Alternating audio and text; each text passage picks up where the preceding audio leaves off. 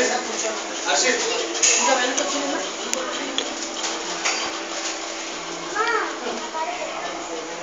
తీసుకుంటాడు. ఇంకో 2 కిలోల పేపర్ ఇవ్వచ్చు కదా. మరీ పిసినాడు అయిపోయాడు దేశంలో. ఇంత చిన్న పేపర్ ₹3 తిరిగి.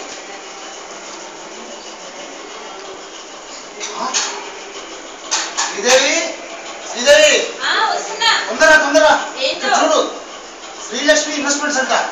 ఇందులో డబ్బులు పెడితే చాలా పొదుపు చేయొచ్చు అంట. పిసార్ నా గురించి ఎందుకు చెప్తావమ్మా నువ్వు?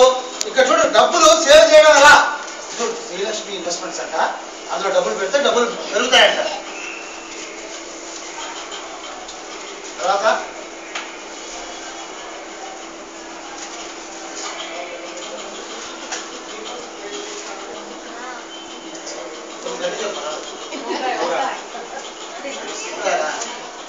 ఏదో కోర్ తగలేయాలి కదా. ఏం తెచ్చావేంటి? ఏం కావాలి చెప్పు నీకు? వంకాయ నచ్చింది. వంకాయలా? వంకాయలు అనుకున్నాం. డైరెక్ట్గా ఏమనుకోకండి. ఇందా 1 2. అదేంటి 2 వంకాయలు ఏం చేయాలి నా బాబు? 2 వంకాయలు సరిపోదా? చూడు ఎంత పెద్ద వంకాయ. ఇది నాకు, ఇది చిన్న వంకాయ నీకు. 2 వంకాయలు చాలు. ఏం చెప్పారా గుర్తుందా డాక్టర్ గారు? ఏం చెప్పారేంటి? కాయగూరలు ఎక్కువ తినాలని ఉంది. అవును, కాయగూరలు తింటున్నాగా. 2 వంకాయ, నువ్వు వంకాయ, నేను 1 వంకాయ.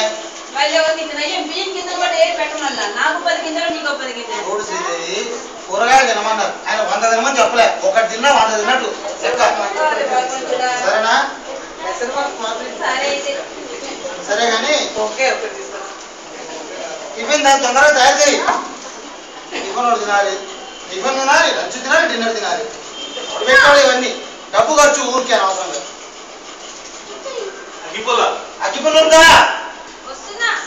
ఏమండోయ్, అగ్గిపెట్టి అయిపోయింది. ఒక అగ్గిపెట్టి కొనుక్కురండి. ఏంటి అగ్గిపెట్టి అయిపోయిందా? మొన్నే కదా అగ్గిపెట్టి తెచ్చిపెట్టాను నేను. మొన్న నెల రోజులైంది అగ్గిపెట్టి తెచ్చి. మొన్నంటారేంటండి బాబు? నెల రోజులు కాదులే, 10 రోజులు అయింటుంది. కానీ అయినా ఒక పెట్టెలో 50 పుల్లలు ఉంటాయి కదా. రోజుకి పొద్దున 1 పుల్ల, సాయంత్రం 1 పుల్ల.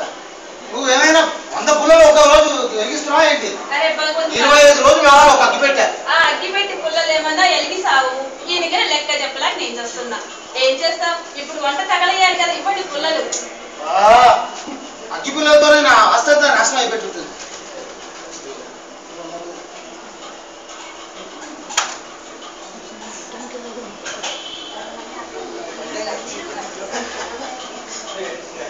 జాగ్రత్త, అర్థమైందా? ఏం చేస్తాం? జాగ్రత్త, తొందరగా వంట చేయి. నా ఆఫీస్ నుంచి తొందరగా వచ్చేస్తాను. మళ్ళీ గవర్నమెంట్ ఆఫీస్ కదా.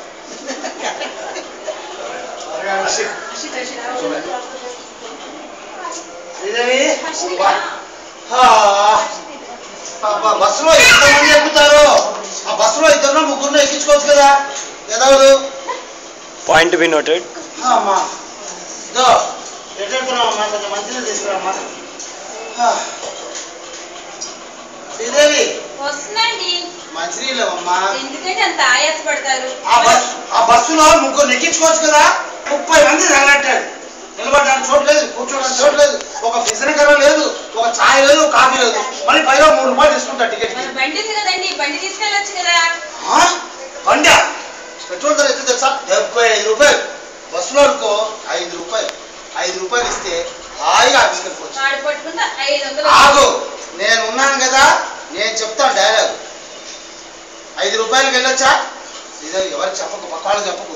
ఒక్కొక్కసారి టికెట్ కూడా తీసుకోండి తెలుసా. మిగిలిపోతే ₹5. నీకేం తెలుసు? ₹5 చాలా తీస్తారు. పట్టుకుంటే 500 వదులుతాయి. సరే, ఎవడు పట్టుకుంటాడులే కానీ. సరే, నీళ్ళమ్మా, నీళ్ళు ఇచ్చావా? సరే, ఇదిగోండి మంచి నీళ్ళు.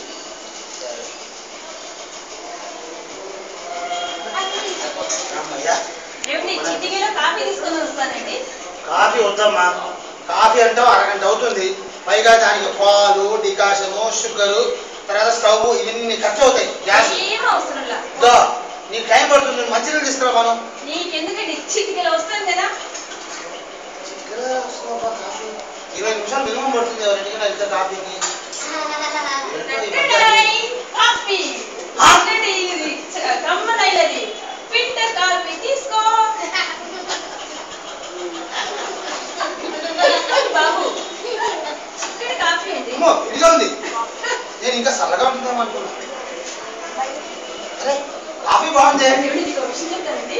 ఈ రోజు నీకు ఒక అగ్గి పుల్ల పొదుపు చేశానండి. ఏంటి ఒక అగ్గిపుల్ల? ఒక అగ్గిపుల్ల పొదుపు చేసావా? ఎంత ధన్యం అయిపోయింది నా జీవితం. నేను పెళ్లి చేసుకున్న రోజు నుంచి ఈ రోజే చాలా సంతోషంగా ఉంది నాకు. అమ్మా అమ్మ అగ్గిపుల్ల కాదు శ్రీదేవి, ఈ అగ్గిపుల్ల ఎలా సేవ్ చేసావు శ్రీదేవి? నాకు కథ మీరు ఆఫీసర్ ఒక పుల్ల ఇచ్చారు కదండి, ఆ పుల్లతో స్టవ్ వెలిగించా. వెలిగించానా? అదే నేను ఎంత సేవ్ చేశానో చూసావా? పొద్దు నుంచి వెలిగించానండి. మీరు వచ్చే వరకు స్టవ్ ఆఫ్నే లేదు.